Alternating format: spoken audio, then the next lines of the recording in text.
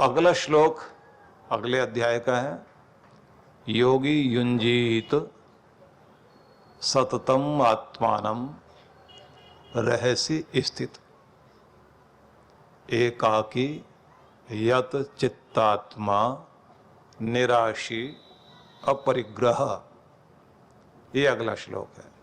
कृष्ण भगवान कहते हैं योगी जो परमात्मा से जुड़ने वाला, परमात्मा का प्रेमी है। दो तरह के लोग होते हैं, एक वियोगी, एक योगी, एक भक्त, एक विभक्त। जो विभक्त है वो बटा हुआ है, जो भक्त है वो जुड़ा हुआ है। जो वियोगी है वो बिछड़ा हुआ है, और जो प्रेमी परमात्मा से मिला हुआ है वो योगी। युंजीत सततम आत्मानम। आत्मानम शब्द का अर्थ यहां हुआ अपना आपा, खुद को जोड़े रखे। योगी युंजीत सततम आत्मानम, स्वयं को हर पल सदैव सततम निरंतर लगातार जोड़े रखे अपने आप को, भगवान से जुड़ा रहे। भगवान से जुड़ा रहने का मतलब है कि जहाँ भी उठें बैठें देखें उसकी लीला महसूस हो।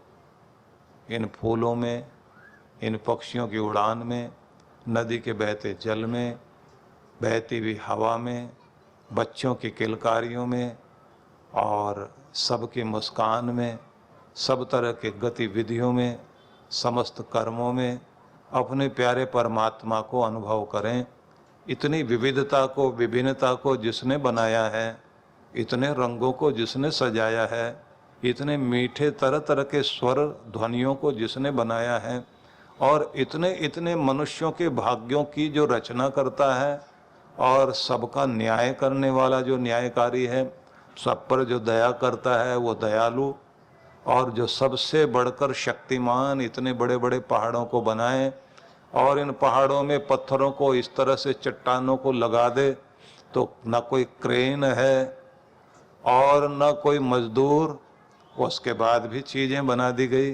इन चांद सितारों के अंदर प्रकाश जिसने भर दिया है, और इन सागरों को किस तरह से संभाला हुआ है, गरजते हुए सागर और बहती हुई नदियाँ, बरसते हुए बादल, चमकते हुए सितारे, ये जो पूरी सृष्टि दिखाई देती है, इस पूरी सृष्टि में जो बसा हुआ है, जहाँ भी आप देखें वही नजर आए, तो जिसे अपने प्रभु की महिमा नजर आए, और जहाँ भी वो चले तो उसे महसूस हो कि मैं अपने प्रभु की ही प्रदक्षिणा कर रहा हूँ। जहाँ बैठ जाए उसे लगे मैं प्यारे पिता की गोद में बैठा हुआ हूँ। जो वो खा रहा है उसे माने मेरे प्रभु का प्रसाद है। जो वो बोल रहा है उस बोलने में भी प्रभु शामिल हो जाए तो उसका बोलना भी कीर्तन हो जाए, उसकी चर्चा भी भगवत चर्चा हो जाए, और उसकी दृष्टि भी शुभ दृष्टि बन जाए। उसमें भी, नज़रों में भी, नज़ारों में भी वही दिखाई देने लग जाए। तब कहते हैं योगी युंजीत। योगी जो है वो जुड़ा हुआ है सततम आत्मानम, स्वयं को भगवान से जोड़े हुए है। तो जो अपने परमात्मा से जुड़ा हुआ है, तो यस्य मां प्रदिशो यस्य बाहो कस्मै देवाय हविषा विधेम। बड़े बड़े विशाल मैदान हरियाली से भरे हुए अपनी भुजा उठाकर जिसकी महिमा का गान करते हैं, वही तो वो परमात्मा है। यस्य में हिमवंतो महित्वा यस्य समुद्रम रसिया सहाओ। बर्फीले पहाड़ जिसकी महिमा की ऊंचाई को बता रहे हैं, और ये विशाल गहरे समुद्र जिसकी गंभीरता का परिचय दे रहे हैं, वही तो एक परमेश्वर है। उसे सब जगह महसूस करना। बंगाल में एक बाउल संप्रदाय है, वे लोग कोई मंदिर नहीं बनाते, लेकिन एक खास तरह का भेष उनका, हाथ में एक खास साज, उसको उंगली से ऐसे बजाते रहते हैं और आसमान की तरफ देखते देखते, बाउल का मतलब होता बावला कह लीजिए, दीवाना कह लीजिए, पागल हो गया, जो दुनिया से बेखबर हो गया, लेकिन जिसको खबर है तो केवल भगवान की, तो ऊपर मुंह करके और गाते हैं और कहीं भी खड़े होकर। और भाव क्या होता है कि उसका मंदिर क्यों बनाए, जिसने अपना मंदिर स्वयं बना रखा, ये ऊंचा आकाश उसका गुंबद बना हुआ है और ये धरती उसके मंदिर का आंगन है और खिले हुए फूल यही तो उसकी अगरबत्तियां हैं, जिसके साथ रोज चंवर डुलाने के लिए हवा आती हो और चांद सितारे ही जिसकी थाली में आरती के दिए बन गए हों, उस परमात्मा का मंदिर तो अपने आप बना हुआ है। हमें तो बस खड़े होकर उसके गीत गाने, तो वो एक अलग ही तरह से आनंद लेते हैं। और बाउल लोगों के गीत इतने रहस्यात्मक होते हैं। आज से लगभग 30 वर्ष पहले हमने उनके जो गीत हैं बंगाली में, जो उनके भाषा में जो अनुवाद किया हुआ, उस पर हमने प्रवचन किए थे। वो बड़ा अद्भुत रहस्यात्मक उनका ज्ञान है। मैं आपको ये बताना चाहता हूँ कि आप जिधर भी देखें उधर वही दिखाई दे और आपका मन भी उस परमात्मा से जुड़ा रहे, तो इसे कहा जाता है योगी युंजीत सततम आत्मानम। निरंतर स्वयं को परमात्मा से जुड़ा रहने दें, खुद को उससे मिला रहने दें, और फिर जो भगवान में बह रहा है वो तुम्हारे अंदर भी उतरने लग जाए। जो परमात्मा के अंदर चल रहा है वो तुम्हारे अंदर भी आ जाए। अब भगवान में क्या चल रहा है, भगवान के स्वरूप को ध्यान में लाइए। भगवान को कहते हैं सच्चित आनंद घन, वह है सत सत्ता वाला, चित्त चेतन, और आनंद घन कहें या आनंद स्वरूप कहें, उसके अंदर निरंतर आनंद बहता है। उसका स्वरूप ही आनंद स्वरूप है। जैसे अग्नि का स्वरूप जो है गर्मी देना, प्रकाश देना, तो प्रकाश देना, ताप देना अग्नि का स्वभाव है। तो जैसे आप उसके निकट जाते हैं तो आपको लाइट भी मिलती है, गर्मी भी मिलती है। तो भगवान के जैसे निकट आप जाएंगे तो आपको क्या मिलता है, सिर्फ आनंद ही आनंद मिलता है और कुछ नहीं मिलता। और जहां आनंद मिल रहा है वहां दुख रहता ही नहीं। तो इसलिए भगवान को कहते हैं जो दुख विनाशक है, सुख स्वरूप है, आनंद स्वरूप है, प्राणों का प्राण है और सबका स्वामी, सभी का माता पिता, सभी का बंधु सखा, सबका जीवन धन जो है वही परमात्मा है। तो उसके निकट होने से क्या मिलता है, आनंद। और हम सब क्या पाना चाहते हैं दुनिया में, केवल आनंद ही पाना चाहते हैं। और क्या हटाना चाहते हैं अपने से, सब लोग अपना दुख दूर करना चाहते हैं कि जिंदगी में कोई भी दर्द, कोई भी पीड़ा, कोई भी चिंता, कोई भी संताप, कोई भी दर्द न रह जाए, और अगर रह जाए हमारे पास तो केवल आनंद रह जाए, केवल आनंद। तो भगवान है आनंद स्वरूप। तो उस स्वरूप के निकट जाने से, क्योंकि उससे जुड़ने से क्या होगा, हमारे अंदर आनंद बहने लग जाएगा। तो साधकों में एक चीज देखने को मिलती है, साधना में जब बैठे तो कभी कभी तो शुरुआत होती है आदमी की, ध्यान लगने लग जाएगा आंख में, या भजन करने बैठेगा तो आंख से आंसू ही बहते रहते हैं, रोना बहुत आता है और ये नहीं समझ में आता है रोना क्यों आ रहा है। कुछ लोग एकदम गुमसुम हो जाते हैं, स्तब्ध हो जाते हैं। जो नारद जी ने भक्ति सूत्र दिए ना, उनमें इन्हीं की महिमा गाई है। मत्तो भवति स्तब्धो भवति, व्यक्ति जो है उन्मत्त हो जाता है, स्तब्ध हो जाता है, या फिर बहुत जोर से हंसने लग जाता है। रामकृष्ण परमहंस की जब समाधि लगी तो 3 दिन तक ऐसे वो आनंद में रहे, और जब ध्यान हट गया तो फिर 3 दिन रोते रहे और क्या बोलते थे वो, माँ मुझे फिर वहीं लेकर चलो, जहां से तुमने मुझे अलग कर दिया है उस गोद में बैठने की इच्छा फिर है मेरी। बहुत रोए। तो ये होता ही ऐसा है, इसलिए जुड़े रहना बहुत आवश्यक है। कृष्ण भगवान इसलिए कहते हैं जो योगी है, परमात्मा का भक्त है, उसे निरंतर स्वयं को अपने परमात्मा से जुड़े रहना चाहिए और उसकी लीला देखे बाहर, उसका ध्यान करें तो उसको अंदर महसूस करें। और श्लोक में आगे क्या कहा, योगी युंजीत सततम आत्मानम रहसी स्थित। मिलने के लिए क्या करना पड़ेगा, एकांत में जाना, दुनिया जहां है वहां नहीं। तो प्रेमी लोग एकांत ढूंढेंगे, दोनों सहेलियां कहाँ बैठेंगी, यहां तो सब शोर कर रहे हैं, यहां नहीं बैठना, अलग चलते हैं, इधर बैठ के बात करते हैं। 2 मित्र मिले तो कहाँ बैठेंगे, एकांत में। और एकांत में जब बैठेंगे तो कुछ मैं कहूं कुछ तुम कहो, फिर दोनों ही अपने अपने दिल की बातें कहते हैं। और कमाल है, ज्यादा जोर से बोलते भी नहीं। वो किसी गुरु से शिष्य ने पूछा था ना कि महाराज हमको एक बात बताओ, जब 2 लोग लड़ रहे होते हैं, वो तो एक दूसरे के ऊपर चढ़े जा रहे होते हैं, एक दूसरे का हाथ पकड़ रखा और बोलते बहुत जोर से हैं। इतने नजदीक हैं तो इतना जोर से क्यों बोले, वो क्या सुनाना चाहते हैं।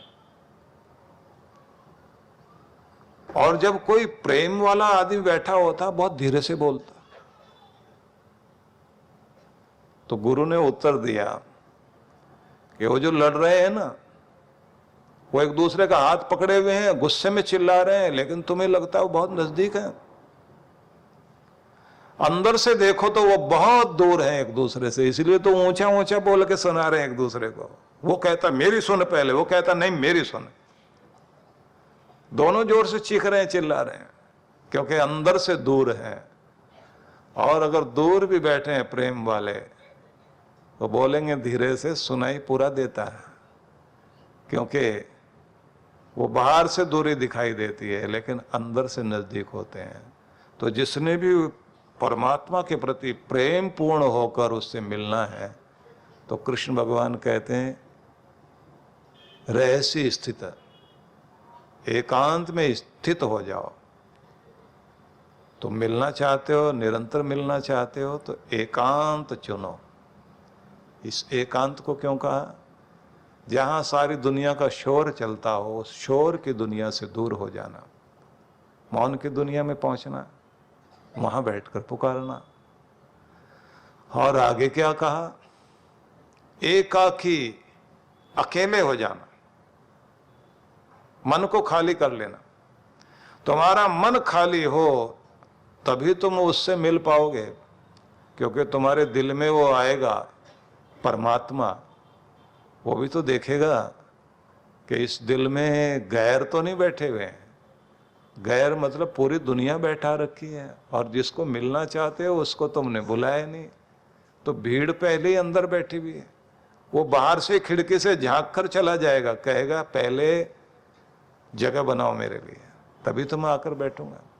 तो आपने भी सबने यही करना है, क्योंकि कृष्ण भगवान क्या कहते हैं कि आप अपने पास मन में दिल में जगह बनाओ, खाली कर लो अपने आप को। एक तो अकेले में बैठो, एकांत में बैठो, और अकेले होकर बैठो, और मन को भी अकेला कर लो। मन में कोई और नहीं होना चाहिए, या तो आप या फिर जिससे मिलना चाहते वो, तो वो भगवान। ये श्लोक बहुत प्रिय है मुझे। तो भगवान कहते हैं कि तुम अकेले हो जाना, और फिर अकेले हो जाओ तो क्या करना, एकाकी यच्चित्तात्मा, जुड़ जाना मुझसे। भगवान कहते हैं बस मेरे से मिले रहना, मतलब इतने प्रेम पूर्ण हो जाओ कि बस मैं ही मैं महसूस हूं और दुनिया नहीं। एकाकी यच्चित्तात्मा, यत चित्तात्मा, चित्त तुम्हारा उससे जुड़ जाए जो परम प्रिय है। अगला एक शब्द और का, निराशी, इच्छाओं से रहित होकर, मतलब दिमाग में और कोई इच्छा नहीं रखना, क्योंकि इच्छा आई, विचार आया तो फिर दुनिया के विचारों की भीड़ आ जाएगी और वो भाग जाएगा जो मिलने के लिए आया है। मतलब भगवान तभी मिलते हैं जब आप अपने मस्तिष्क को खाली करके शांत कर लेते हैं, आपके मन की जो झील है वो लहरों से रहित हो जाए, मस्तिष्क जो है विचारों से खाली हो जाए। आप सोचेंगे कि जबरदस्ती करें भी सही तो विचार तो हटते ही नहीं। हमारी गलती यही होती है कि हम जबरदस्ती विचार को हटाने में लगे रहते हैं। हटो विचार, हटो, तो नहीं हटेंगे। तो क्या करना चाहिए? या तो बहाव के साथ बह जाओ, कोई एक भाव चल रहा है मन में, उसमें खो जाओ, या केवल एक शब्द लेकर आओ अंदर, शांत शांत शांत शांत शांत। शांत कहते कहते शांत होते जाओ और शांति को महसूस करो। जब आप शांत कहते हो ना, तो शांति को अनुभव करो कि शांति मतलब क्या।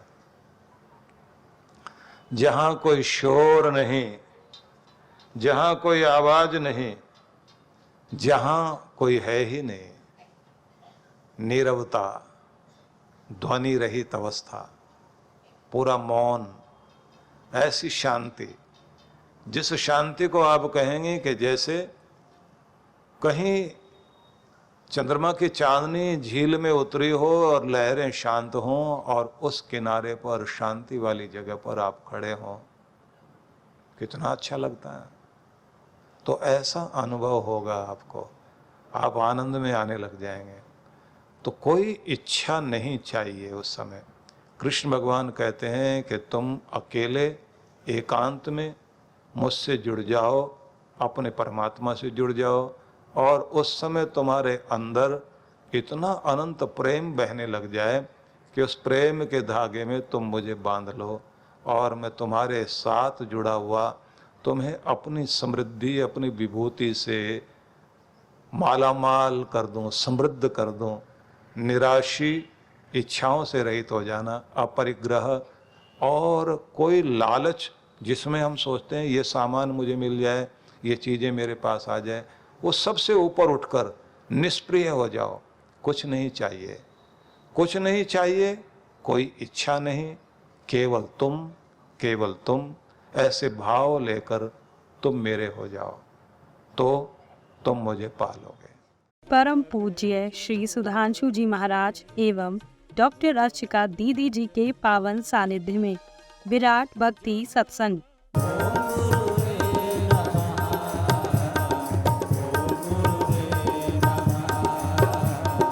दिनांक 23 से 26 नवंबर 2023।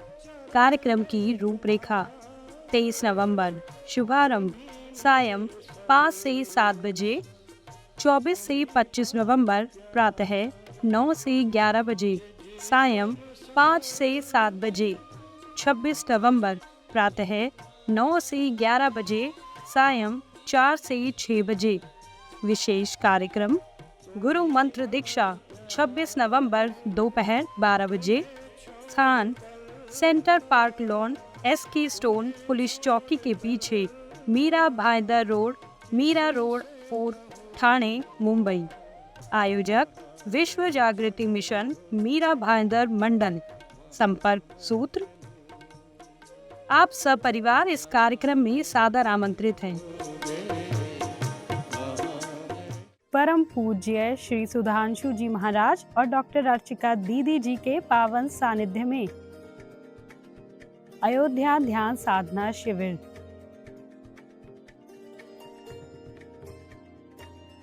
दिनांक 2 से 6 दिसंबर 2023।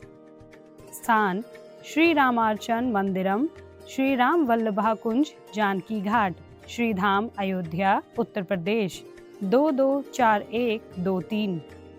आयोजक विश्व जागृति मिशन। संपर्क सूत्र। आप सब परिवार सादर आमंत्रित हैं।